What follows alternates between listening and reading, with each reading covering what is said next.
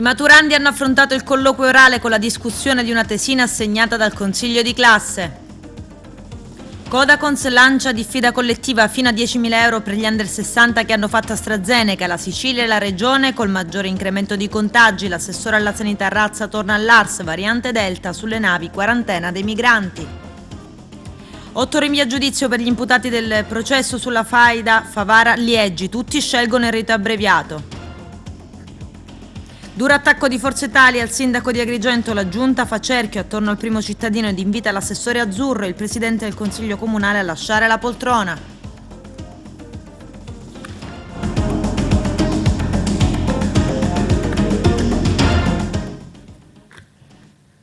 Bentrovati gentili telespettatori al nostro appuntamento con l'informazione. Oggi al via con gli esami di Stato. I maturandi, alla presenza di un solo accompagnatore, hanno affrontato il colloquio orale con la discussione di una tesina assegnata dal consiglio di classe. Vediamo.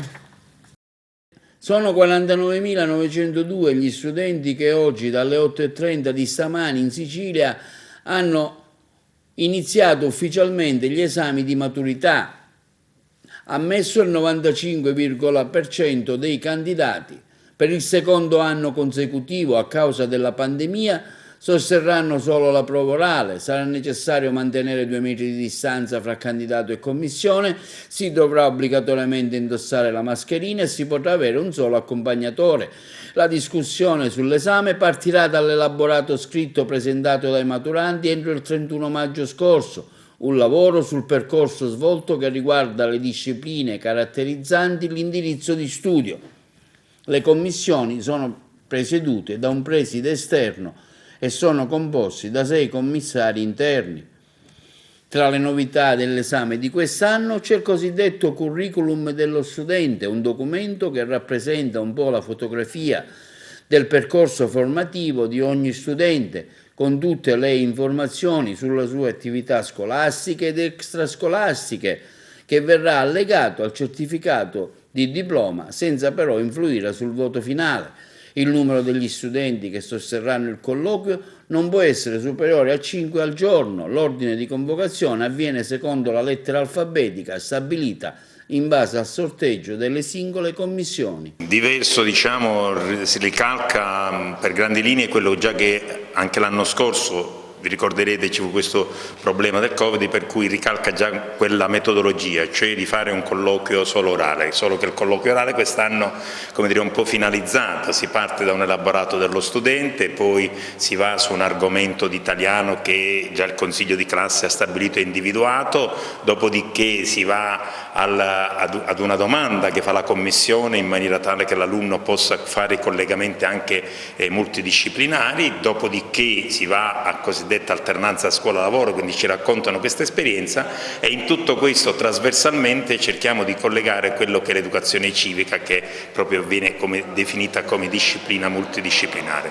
Quindi i ragazzi, come dire, dovranno stare, io penso, devono essere tranquilli, perché il nostro compito è un po' quello di accertare quello che è stato lo studio di questi anni. Del resto c'è anche un punteggio che riguarda il credito, che è anche un punteggio del 60%, che io ritengo giusto perché è un punteggio che ricalca veramente il percorso di studio, il curriculum dell'alunno.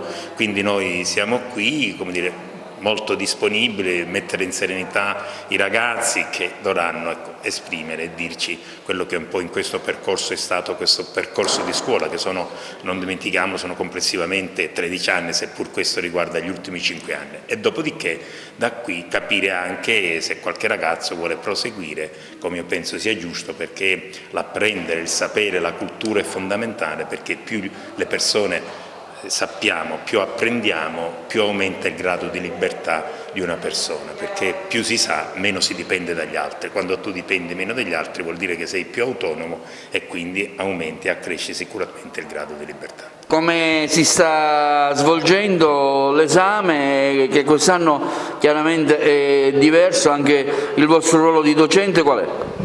Quest'anno siamo veramente emozionati perché abbiamo vissuto una stagione scolastica pesante, fatta di tanti sacrifici e in cui ognuno di noi ha dovuto rigiocare il proprio ruolo.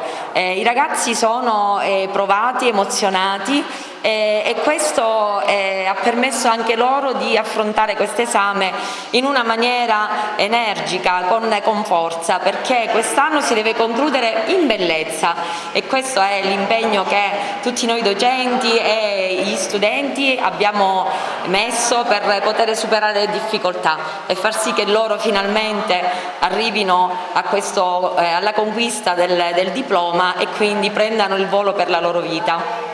Un appuntamento che vede anche l'evolversi di un anno particolare dovuto alla pandemia. Sì, è stato un anno molto particolare per noi, data la situazione emergenziale dovuta al Covid, però naturalmente abbiamo cercato di seguire tutti i protocolli di sicurezza che sono stati previsti anche relativamente agli esami di Stato, quindi i lavori si sono avviati, le commissioni lavorano serenamente, rispettando tutto quello che c'è cioè, rispettando tutta la normativa di sicurezza, tutto il protocollo. Quindi ognuno lavora serenamente nella propria ala dedicata della scuola. Si ci prepara insomma al nuovo anno scolastico? Sì, speriamo che il nuovo anno si prospetti in una situazione più tranquilla rispetto a quella che abbiamo vissuto quest'anno. È stato un anno che naturalmente non è stato molto facile per tutti, in previsione di tanti lavori necessari per fronteggiare la pandemia, però diciamo che siamo riusciti in ogni caso a trovare le soluzioni idonee per poter svolgere serenamente il nostro lavoro. Al via l'esame di Stato, tanta attesa, oggi come affronterai questa giornata? Affronterò questa giornata così, cominciando con farò questo grande passo oggi per il mio futuro, grazie all'aiuto di tutti i professori che mi hanno accompagnato in questi lunghi anni. Oggi ho portato anche un progetto qui con me, che è la simulazione di un motore brushless Arduino, grazie alle attività del laboratorio che abbiamo fatto con i professori. Un esame diverso quest'anno, vero? Un esame diverso perché è un esame con le mascherine, diciamo, però ci riusciremo. Come si è affrontato l'anno? Si è affrontato molto bene anche tramite la DAD, non è stato un grandissimo problema, i professori ci sono stati sempre e siamo stati sempre uniti e d'accordo. Brevemente questo esame che hai portato di cosa si tratta? Ho portato il drone, che è la simulazione di un drone tramite Arduino e il motore brushless. Maturità 2021, l'ultima, speriamo, dell'era Covid.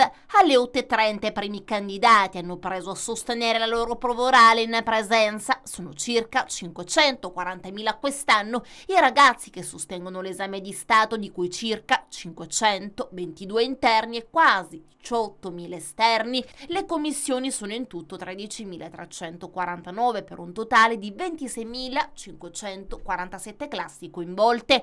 Come lo scorso anno le commissioni sono presiedute da un presidente esterno e sono composte da 6 commissari interni.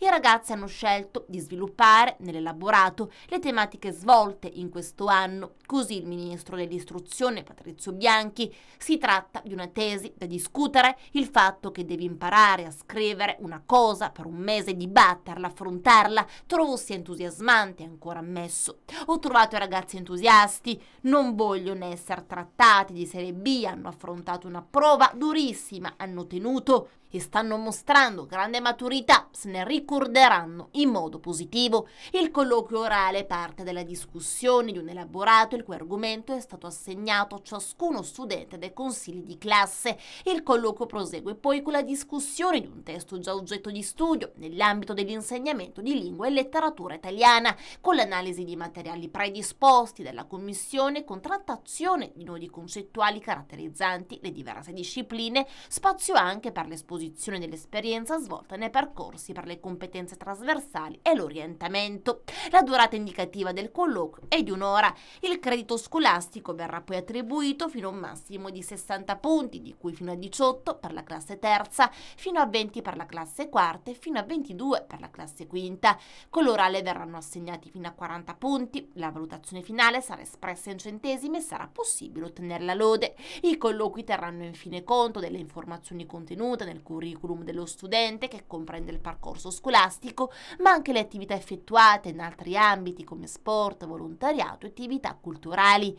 Ieri, tesa vigilia dell'esame, i maturandi e soprattutto le ragazze, da quanto si apprende, sono apparse molto stressate. Per 7 su 10 la loro preparazione è stata rovinata dalla DAD. I ragazzi invece non sembrano mostrare preoccupazione per quanto sta avvenendo sulla questione, soprattutto vaccini. 9 su 10 non si pentono di essersi vaccinati. È stato del 96,2% la percentuale delle studentesse e degli studenti ammessi all'esame di maturità. Anche in quest'anno così difficile siamo arrivati al momento dell'esame, ha sottolineato ancora il ministro Patrizio Bianchi in un video di saluto alle maturande e ai maturandi sui suoi canali social. È un momento importante perché è un momento di passaggio, è il momento in cui fare l'esame, ma dovete anche fare un esame a voi stessi per capire cosa avete imparato, cosa avete fatto, ma anche come vi siete trasformati, come siete cambiati in questi 5 anni. L'esame, ha proseguito ancora il ministro, fatelo con tutta l'attenzione che richiede un momento di così grande rilievo nella vita, ma fatelo anche con la gioia di andare in una nuova fase. Fatelo facendo un sorriso a tutti i vostri compagni, ai vostri insegnanti e pensando che comincia veramente una nuova pagina. Forza ragazze e forza ragazzi. Da un sondaggio condotto da Scuola Zoo su 17.000 maturandi, il 37% ha trascorso il giorno prima degli esami sui libri studiando a più non posso, il 34,6% invece si è dedicato al relax ma stando a casa, mentre solo il 25% è riuscito a stare con gli amici. Non sono poi mancati ricorsi ai riti scaramantici più o meno fantasiosi. A sorpresa però il portafortuna ha un valore sentimentale. Molti maturandi hanno infatti deciso di portare con sé all'esame oggetti ed accessori come cappelli e collane appartenuti ai nonni. Una volta che l'esame di Stato sarà finito, il 33% dei diplomati ha già in programma un viaggio con gli amici, il 26% partirà anche da solo. I più pigri, il 20%, trascorreranno il periodo post-esame sul divano, mentre un instancabile 13% non farà una pausa estiva. È già tempo di studiare per i test d'ingresso. Adesso un'ampia pagina dedicata al coronavirus. Partiamo dalla prima dose con AstraZeneca e la richiesta di Codacons di fino a 10.000 euro di risarcimento per gli under 60. I dettagli nel servizio. AstraZeneca sì, AstraZeneca no, AstraZeneca sì, ma solo ad alcuni. Il caos generato intorno al siero anti-Covid anglo-svedese ha gettato nel panico e nell'incertezza migliaia di italiani che hanno già ricevuto la prima dose del vaccino. Da una parte ci sono gli over 60 che dovrebbero fare la seconda dose ma temono in ulteriori effetti collaterali, dall'altra ci sono i cittadini con meno di 60 anni che adesso saranno costretti a effettuare la seconda dose con un siero diverso. Un clima confuso che merita maggiore chiarezza e un risarcimento per chi è stato danneggiato dalla cattiva informazione su AstraZeneca. È quanto chiede il Codacons, che ha lanciato un'azione collettiva per chiedere un risarcimento per tutti i soggetti con meno di 60 anni che hanno ricevuto dosi di Vaxzevria. Le indicazioni giunte dall'AIFA, l'Agenzia Nazionale del Farmaco, sul vaccino AstraZeneca sono cambiate più volte dalla sua entrata in scena. Prima era stato autorizzato per tutti gli under 55, per poi essere sospeso in via precauzionale in seguito ad alcuni casi di trombosi, per poi ottenere dall'EMA l'ok con raccomandazione per gli over 60. L'AIFA aveva poi consigliato il siero più indicato per i più giovani rispetto a Pfizer e Moderna, salvo poi cambiare nuovamente rotta, con il Ministero della Salute che raccomanda AstraZeneca per le persone con più di 60 anni. Adesso l'EMA ha voluto dare un ulteriore chiarimento: il vaccino AstraZeneca è valido per tutti. La situazione di totale incertezza, spiega il Codacons in una nota, e i continui cambiamenti del piano vaccinale hanno di fatto messo potenzialmente a rischio la salute di quei soggetti che hanno ricevuto AstraZeneca, pur essendo categoria a cui la somministrazione di tale vaccino era sconsigliabile. Errori, ritardi e repentini dietrofront da parte di enti pubblici che aprono ora le porte a risarcimenti in favore dei cittadini. Esiste una legge che prevede un indennizzo per chi subisce delle menomazioni o degli effetti collaterali permanenti in seguito alla vaccinazione, ha sottolineato Codacons, ma chiederemo un risarcimento anche per tutte le persone che vivono nel timore di ammalarsi o di avere effetti negativi sulla propria salute, un disagio che si unisce ai dubbi sulla necessità di ricevere la seconda dose di un vaccino differente. Covid, la Sicilia è ancora la regione col maggior incremento di contagi, 200, 28 in provincia di Agrigento, ma calano i ricoveri. Tornano a salire i tamponi processati, 15.260, e così il tasso di positività scende all'1,31%. Ci sono anche altre 8 vittime, ma anche 456 guariti dimessi. È quanto emerge dal bollettino del Ministero della Salute, che monitora giorno dopo giorno l'andamento della pandemia. E l'assessore regionale alla salute Ruggero Razza torna all'Ars, l'esponente del governo Musumeci Saladercole, per la votazione della mozione di PD, Movimento 5 Stelle 100 Passi, che critica la gestione dell'emergenza, il ritorno dopo le dimissioni per l'inchiesta sulla presunta manipolazione dei dati e la nuova nomina. C'è il servizio. La cronaca dello scorso pomeriggio all'Assemblea regionale siciliana dice che l'Aula ha respinto la mozione presentata da PD, Movimento 5 Stelle 100 Passi, che critica la gestione dell'emergenza Covid e della campagna vaccinale nell'isola.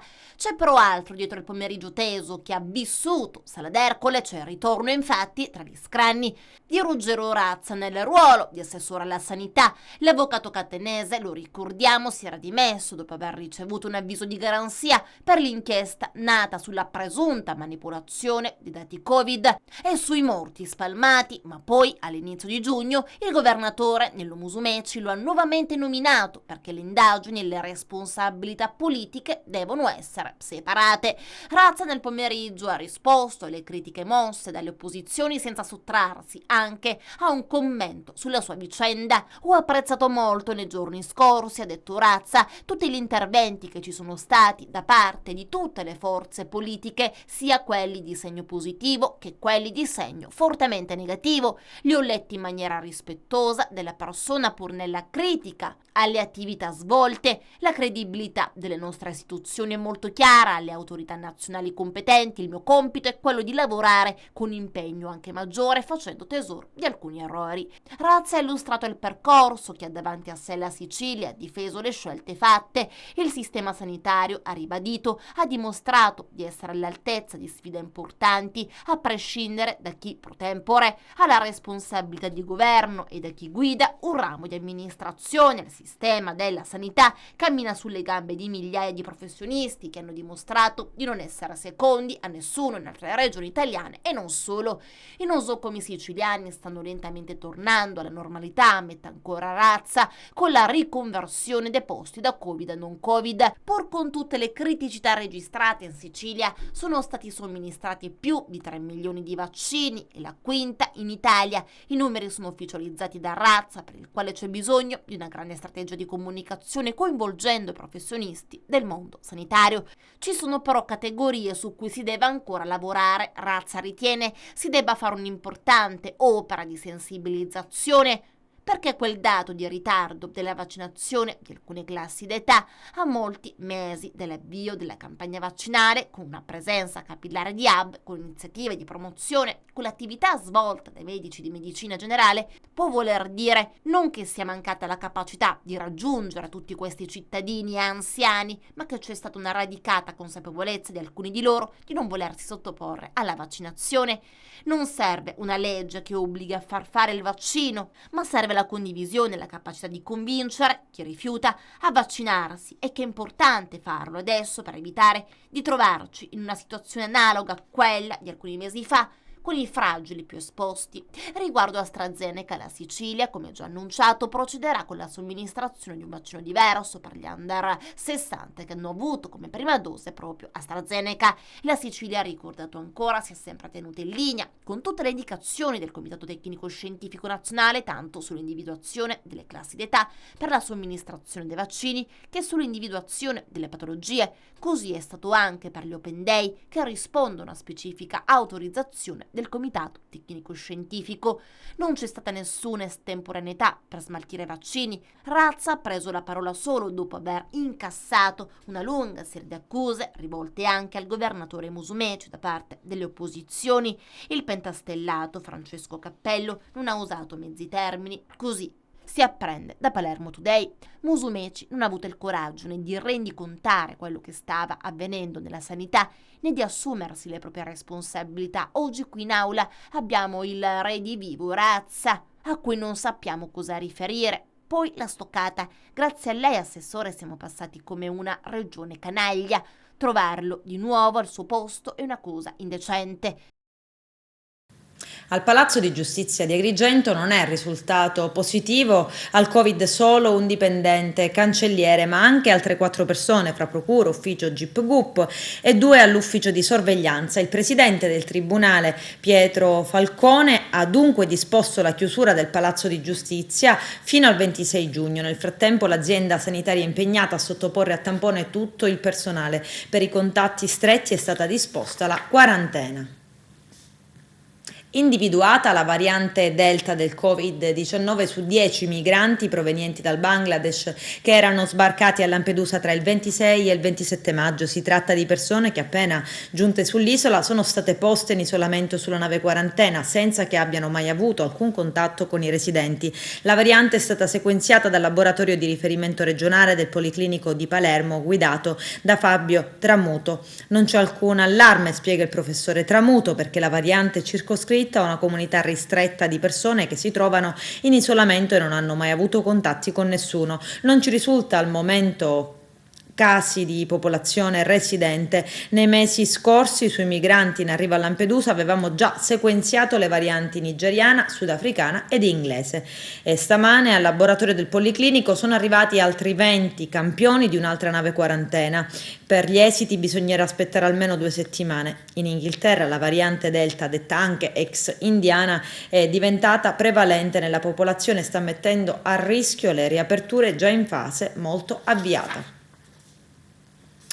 Dallo scorso fine settimana ad oggi a Lampedusa sono approdati oltre 2000 migranti. Il sindaco Totò Martello invoca un incontro con il presidente del Consiglio Mario Draghi e afferma: chiedo di essere ricevuto dal premier Draghi per affrontare il fenomeno delle migrazioni attraverso lo sguardo di un territorio di frontiera. Il sistema delle navi quarantena sta funzionando, l'hotspot prosegue, viene svuotato con trasferimenti continui, ma quando non ci sarà più il Covid e le navi quarantena, come si affronterà il tema? Gli sbarchi a Lampedusa non sono una novità, ma qui si continua a gestire solo con l'accoglienza, facendolo con la logica dell'emergenza continua. Bisogna, conclude, affrontare il problema delle migrazioni, delle partenze. Da anni affrontiamo solo quello dell'accoglienza.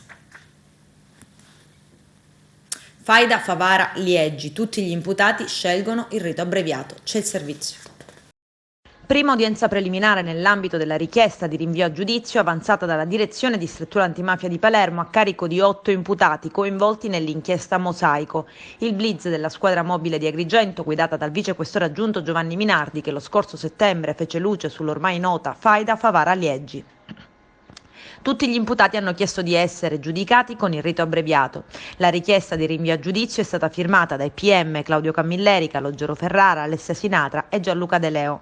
Alcune accuse sono state stralciate. 8 gli imputati: Alfonso Bellavia, 48 anni, residente in Belgio; Calogero Bellavia, 30 anni, di Favara; Calogero Ferraro, 43 anni, di Favara; Calogero Gastoni, 38 anni, di Agrigento; Carmelo Nicotra, 39 anni, di Favara; Gerlando Russotto, 31 anni, di Favara; Carmelo Vardaro, 44 anni, di Favara; Vincenzo Vitello, 64 anni, di Favara e Maurizio Di Stefano, 47 anni, di Favara. La posizione di quest'ultimo, forse per un problema di notifiche, non essendo residente in Italia, è stata stralciata. 3 gli omicidi contestati: quello di Mario Jakelic, avvenuto il 14 settembre 2016 in Belgio, contestato in Bellavia e Vardaro; quello ai danni di Carmelo Ciffa, ucciso in pieno giorno a Favara il 26 ottobre del 2016, contestato in Bellavia; e quello ai danni di Emanuele Ferraro, ucciso a Favara l'8 marzo del 2018, il delitto è contestato a Gastoni. Lo stesso Di Stefano sarebbe vittima di 2 tentati omicidi, il primo in occasione dell'omicidio di Jakelic e il secondo il 23 maggio 2017 a Favara, nel magazzino di Nicotra. Anche in questo caso la vittima designata era lui, ma si salvò e restò solo ferito. Nell'inchiesta sono confluiti una serie di segmenti investigativi su un vasto giro di armi, droga ed episodi di criminalità connessi agli agguati. Sembra ormai una ferita insanabile quella che si è venuta a creare tra maggioranza che sostiene il sindaco di Agrigento Franco Miccichè e il gruppo di Forza Italia. Gli azzurri a gamba tesa ancora una volta hanno lanciato un ultimatum: il sindaco governi la città o lasciamo la maggioranza. In particolare nella nota dei consiglieri Civiltà, Gramaglia e Cantone si legge: invitiamo il sindaco a riassumere la gestione politico-amministrativa senza delegare altri, a stabilire un contatto programmatico stabile con le forze politiche della maggioranza che lo sostengono. Ne è seguita una dura replica del sindaco, che aveva definito l'intervento un attacco politico pesante e assurdo. Miccichè innanzitutto si scaglia contro il presidente del Consiglio Comunale Giovanni Civiltà, che come il ruolo gli impone dovrebbe essere al di sopra delle parti, dice Miccichè. A spalleggiare il primo cittadino la sua giunta, ovviamente a esclusione del forzista Scinta. E di fatto la giunta invita non solo Scinta ma anche il presidente del Consiglio Civiltà, vista l'ambiguità, ad abbandonare la poltrona. Parliamo adesso delle false piste su Denise Pipitone. Da 17 anni il caso tiene in ansia l'Italia, da quando il 1 settembre 2004 la bambina è scomparsa mentre giocava vicino casa a Mazzara del Vallo. Vediamo. Non ti devi arrabbiare. Non ti devi arrabbiare. Ce ne andiamo. Ce ne andiamo. Non ti arrabbiare. Tu hai stato da famiglia. Vattene pure tu. Tu lo prima. Ce ne andiamo. Basta. Vieni a sbattere la mia. Devi stare tranquillo. Andiamo via. Vattene, perché ti ammazza? Ma perché mi devi ammazzare? Vattene. Ma perché mi devi ammazzare? Vattene, c'è rotto il coglione. E Fadi, il giornalista del programma di Rai 2, ore 14, vittima di un'aggressione per mano di un uomo mazzarese. Nel mirino anche un cameraman. La troupe si trovava nella cittadina siciliana per seguire la storia su Denise Pipitone, mai come adesso, divenuta un susseguirsi di bolle mediatiche che scoppiano una dopo l'altra, dopo l'aggressione verbale delle settimane scorse ai giornalisti, di chi l'ha visto. Ecco dunque un altro episodio di violenza, e questa volta fisica. A comunicarlo in una nota sono l'Unione Sindacale Giornalisti Rai e la Federazione Nazionale Stampa Italiana, che esprimono solidarietà ai colleghi aggrediti e a tutta la redazione. Ovviamente, sottolineano, saremo parte civile contro chi li ha minacciati, ma non è tutto su Denise. E no, perché le false piste sulla bimba scomparsa 17 anni fa ed oggi, poco più che ventenne, sono davvero all'ordine del giorno. Eppure non tutte le false piste sono uguali, sostiene Milo Infante, giornalista Rai, che a ore 14 ha trattato ampiamente il caso della presunta rivelazione di Maria Angioni, ex PM, che per un certo periodo ha guidato le indagini sulla scomparsa di Denise. Il giornalista infatti, con un video su Facebook, spiega perché la notizia data in diretta a Storia Italiana dal magistrato, appresa in diretta dai genitori Pieramaggio e Pietro Pulizzi, che Denise sia viva, sia all'estero ed avrebbe anche un marito ed una figlia, è una colossale bufala, ma è diversa dalle altre. Sono segnalazioni che si basano su un effetto visivo, cioè guardo una foto che comincia a circolare sui social e mi convinco che questa ragazza è Denise Pipitone. Nel caso specifico la dottoressa Angioni ha inviato non solo a me, io so, diciamo, quello che ha inviato a me l'avvocato Frazitta, non so a quante altre persone, una suggestione con un profilo Facebook, che è quello che ormai avete imparato a memoria, della povera Sabrina. Dico povera perché non c'entra assolutamente niente. Noi abbiamo verificato, noi di ore 14, immediatamente, intanto la fonte da cui proveniva questa informazione, che è un'amica della dottoressa Angioni, in contatto con un personaggio da noi molto conosciuto, da noi da tutte le trasmissioni, presso uno spacciatore di notizie false. Abbiamo anche fatto delle verifiche e abbiamo capito che questa ragazza non poteva essere Denise Pipitone, perché c'erano tanti particolari che non tornavano, compresa l'età, che insomma 6 anni di più sono veramente tanti. Abbiamo quindi informato la dottoressa Angioni che non credevamo fosse una pista attendibile quella che lei ci sottoponeva, e lei ha risposto che comunque avrebbe presentato in procura una mail con questi profili da far verificare, che intendeva insomma andare avanti, cosa che è nella sua disponibilità. Non spetta a noi né criticarla né dirle che sta sbagliando. Quindi noi prendiamo atto che la dottoressa Angioni è convinta di questa sua certezza, cioè che Denise Pipitone è viva, e questo la condividiamo come certezza, che è diventata mamma, che è sposata, che è benestante, che ha varie parentele con la famiglia Pulizzi, va tutto bene, lo crede la dottoressa Angioni. Per noi finisce lì. Poi cosa accade? Accade che in una trasmissione televisiva la dottoressa Angioni dà questa notizia e ovviamente Piera Maggio e Pietro Pulizzi la prendono in diretta e non è una bella cosa. Si scatena un po' l'inferno perché noi in Italia non siamo, forse anche all'estero, ma diciamo in particolare noi in Italia non siamo capaci di rimanere un po', come dire, sopra le parti. Per noi bianco-nero, buoni cattivi, con l'Angioni o contro l'Angioni. Nessuno è contro la dottoressa Angioni, semplicemente però ci sia consentito poter non essere d'accordo con la dottoressa Angioni. Quando lei ancora questa mattina a me e altri consulenti, collaboratori, giornalisti e non solo ha postato foto prese dal profilo di questa ragazza, ancora oggi noi abbiamo detto alla dottoressa Angioni: guardi dottoressa che non è lei. E come abbiamo fatto a verificarlo? Nel solito modo. Abbiamo cercato tra le amicizie di questa ragazza e abbiamo scoperto che abbiamo delle persone con cui siamo in contatto o con cui comunque siamo riusciti a metterci in contatto, che ci hanno ribadito che questa ragazza, intanto ha 6 anni più di Denise, è una ragazza tunisina.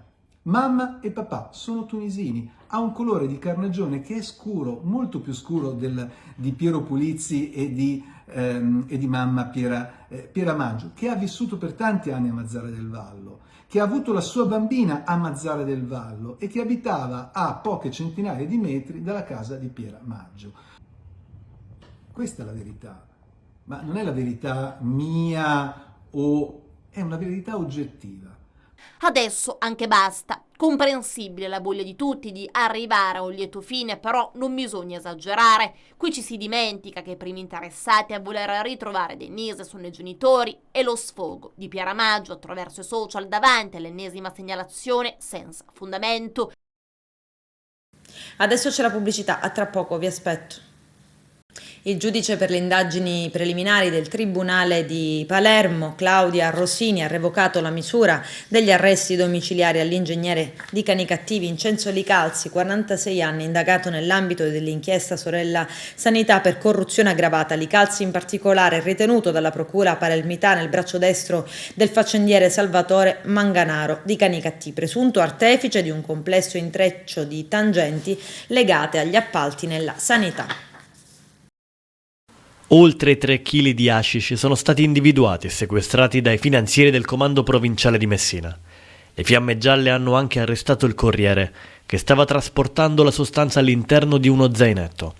L'uomo, un 39enne di origini ragusane, è stato individuato mentre rientrava in Sicilia a bordo di un pullman di linea proveniente dal nord Italia.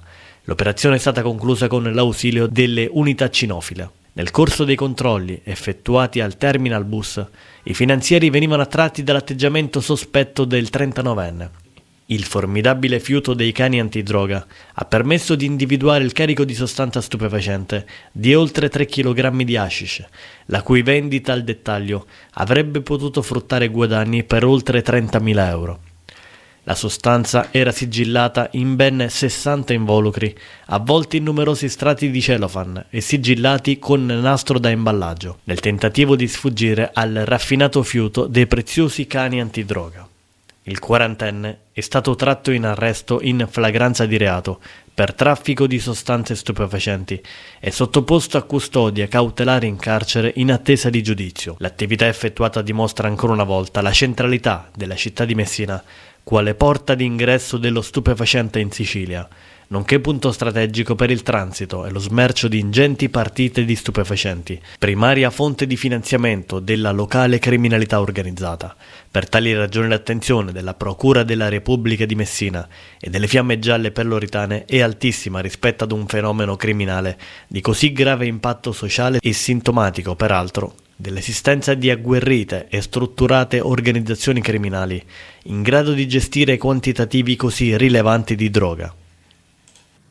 I giudici della seconda sezione penale del Tribunale di Agrigento, presieduta da Vilma Angela Mazzara, hanno disposto la condanna a 2 anni e 2 mesi di reclusione nei confronti di un 43enne di Santa Elisabetta per maltrattamenti in famiglia.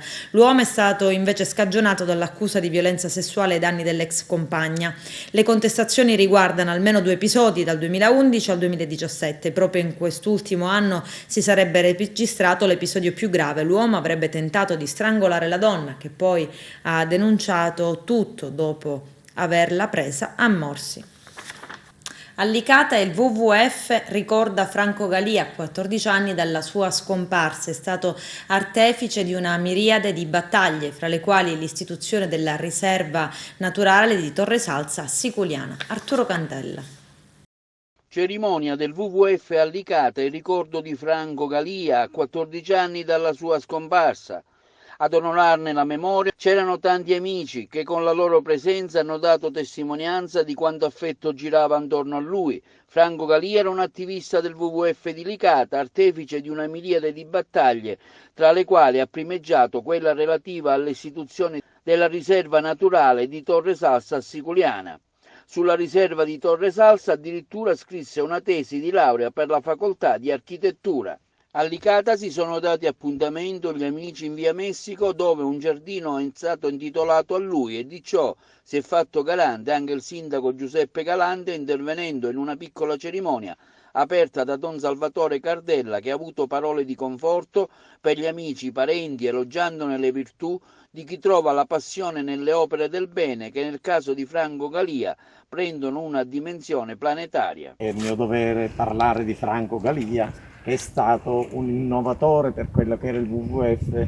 In quegli anni ancora se ne sentiva sussurrare. Lui è stato uno che ha anticipato i tempi, che ha visto nella natura, che ha visto negli animali la salvezza di questa terra. Era un uomo che non cercava la passerella, era un uomo che non cercava il primo posto, era un uomo che si interessava dei problemi veri del mondo, della vita, cioè i rapporti tra uomo e animali, tra uomo e piante, cosa che noi avevamo dimenticato, e per fortuna da un inizio come persone come Franco Galia oggi siamo un numero rilevante a renderci conto che è necessario rioccuparci, riconquistare quello che stavamo distruggendo, e speriamo di arrivare in tempo.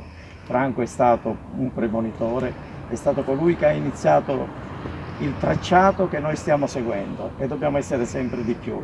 Il suo è un ricordo che noi ogni anno, io è la terza volta, 3 anni che sono sindaco, la terza volta che vengo, e verrò sempre finché sarò sindaco e anche quando sarò cittadino, perché lui è un esempio da seguire, e questa villa gli sarà intestata con ritardo, perché onestamente noi non sapevamo di questa richiesta. Io pensavo che fosse già stato fatto e me ne scuso, però ci siamo occupati di intitolargli una strada molto ampia, e l'abbiamo fatto all'unanimità. Tutta l'amministrazione immediatamente si è data disponibile a che Franco Galia avesse un riconoscimento su una strada che è il cuore delle passeggiate estive.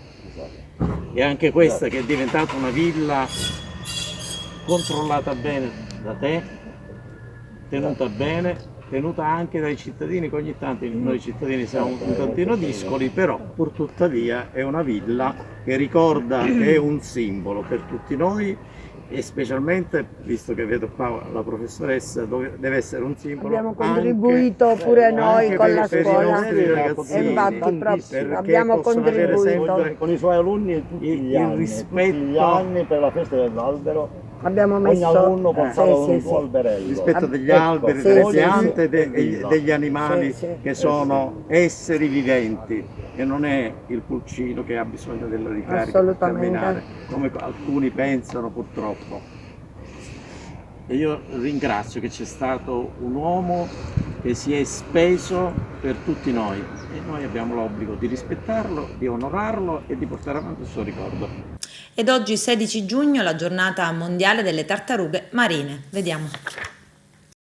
Il 16 giugno è la giornata mondiale delle tartarughe marine, una specie a rischio e per questo protagonista di importanti progetti del WWF rivolti alla loro conservazione e tutela. La salvaguardia delle tartarughe marine, per l'Italia in particolare della specie caretta caretta, viene portata avanti grazie al lavoro di esperti e di numerosi volontari che si occupano del recupero, della cura, del monitoraggio e della protezione dei nidi. I volontari e gli operatori del WWF ogni anno individuano i nidi nidi sulle coste. Sono 4 i nidi di tartaruga marina individuati in questo inizio di stagione sulle coste italiane, 3 sulla stessa spiaggia, quella di Avola in provincia di Siracusa. Il primo è stato deposto il 25 maggio, gli altri 2 nei giorni scorsi. Secondo gli esperti del WWF, molto probabilmente i primi 2 nidi, praticamente allineati, sono della stessa mamma tartaruga. La terza deposizione è avvenuta invece nella notte tra il 14 e il 15 giugno, sotto gli occhi di un testimone che ha visto l'animale risalire a fatica sulla battigia. Il quarto nido è stato deposto in Calabria, sulla costa ionica reggina. Le uova si schiuderanno tra 50 e 60 giorni circa dalla deposizione. Da quelle più vicine alle fonti di calore nasceranno femmine, da quelle deposte più in profondità nasceranno tartarughe di sesso maschile. Le tartarughe, come i cetacei e gli squali, sono diventati di recente protagoniste di nuovi progetti di monitoraggio che prevedono l'utilizzo di sofisticate tecnologie. Gli spostamenti delle tartarughe marine vengono seguiti grazie a rilevatori satellitari che, applicati agli esemplari recuperati dai vari centri, permettono di studiarne le loro abitudini in mare. Grazie ai droni le tartarughe vengono osservate anche dall'alto. In questo modo gli operatori possono facilmente monitorarli anche in aree altrimenti impenetrabili. Sono ancora tante le minacce però che mettono ogni giorno a rischio la vita delle tartarughe marine. Attività da pesca intensiva, impatto con natanti e l'inquinamento da plastica provocano la morte di questi animali. Oltre 150.000 tartarughe ogni anno vengono catturate accidentalmente da ami da pesca, lenze e reti nel Mediterraneo e oltre 40.000 muoiono ogni anno. È possibile adottare anche simbolicamente una tartaruga sul sito del WWF per poter così sostenere i centri di recupero che ogni anno curano centinaia di individui in difficoltà. Basket Serie B Playoff Blackout per la Fortitudo Agrigento. Chiusi riapre la serie. In gara 2 si impone con il punteggio di 83-49. Gara 3 si giocherà venerdì prossimo 18 giugno al Palamoncada. Con un comunicato ufficiale diramato nella tarda serata di ieri, la Lega Calcio siciliana ha deliberato la disputa della finalissima di calcio del girone A Pool A tra Akragas e San Cataldese di domenica prossima 20 giugno alle ore 16:30. Partita che si disputerà allo stadio Nino Vaccara di Mazara con eventuali tempi supplementari e tiri di rigore.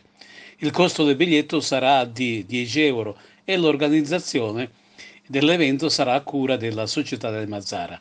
Confermata anche la finale tra Giarre e Siracusa allo stadio Esseneto di Agrigento, con fischio d'inizio alle ore 16:30. Anche in questo caso la società ospitante, cioè quella biancazzurra Akragantina, curerà l'organizzazione dell'evento. Anche in questo caso sono stati previsti eventuali tempi supplementari e calci di rigore. I tifosi gerresi e siracusani potranno assistere alla sfida pagando 10 euro per l'ingresso allo stadio. Con questo è tutto, termina qui l'edizione del telegiornale. Grazie per la gentile attenzione e per essere stati con noi. A presto.